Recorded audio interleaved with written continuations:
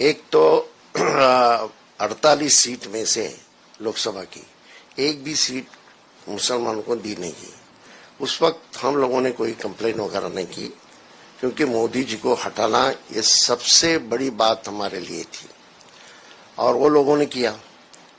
मुसलमानों ने बड़े पैमाने पे वोटिंग इंडिया आघाड़ी, महाविकास आघाड़ी को दिया।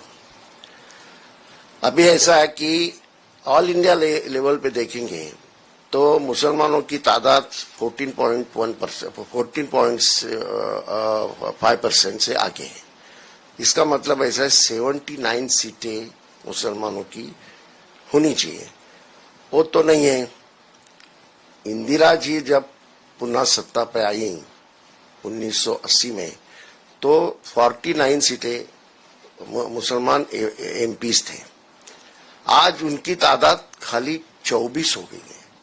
इतने नीचे होने के बाद मुसलमानों के सवालों की बहस ही नहीं होती, डरते बोलने के लिए। तो मुसलमानों को यहाँ अभी जो आने वाला जो चुनाव है विधानसभा का, तो महाराष्ट्र में 11.5% मुसलमान हैं। इसके वो देखेंगे तो मुसलमानों को 32 सीटें मिलनी चाहिए। मैं 32 नहीं मांगता, मैं 24 ही मांग रहा हूँ। और मैंने ये किया कि जहां मुसलमान 50% के आगे, सब मुसलमानों को दे दो। जहां मुसलमान 40% के आगे हैं, वहां ऐसी सीटें 9-10 है, उसमें 8 ही सीटें दीजिए, सब दीजिए, ऐसा मैं नहीं कहता। जहां मुसलमान 30% के आगे हैं, वहां आप 17 सीटें ऐसी, वहां आप खाली 9 सीटें दीजिए। और जहां 10% से आगे हैं, 20% के नजदीक है, वो तो बहुत सारी सीटें हैं, उसमें से खाली 3 सीटें दीजिए। तो मेरा कहना है 24 सीटें अभी मुसलमानों को यहाँ मिलने चाहिए।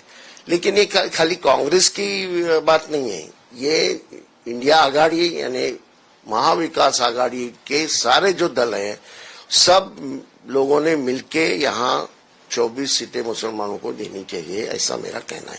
जब तक मुसलमानों का रिप्रेजेंटेशन बढ़ता नहीं, तो मुसलमानों के सवालात के ऊपर चर्चा नहीं होती। उनके एजुकेशन का सवाल है, उनके इसका सवाल है, उनके नौकरी का सवाल है, उनके रहन सहन का सवाल है, उनके कारोबार का सवाल है, उनको कैपिटल नहीं मिलता, बैंक उनको कर्जा नहीं देती। ये सारे सवाल हैं। इसके बारे में मैं बोल रहा हूं कि अभी मुसलमान आपके साथ हैं। 40% तक, 35 to 40% मुसलमानों के वोट मिले हैं। जो 100 वोट समझो मिले हैं इंडिया आघाड़ी को, उसमें 35 to 40% मुसलमानों के वोट हैं। ये देख के मुसलमानों के ऊपर अभी अन्याय मत करो, मुसलमानों को साथ में लो।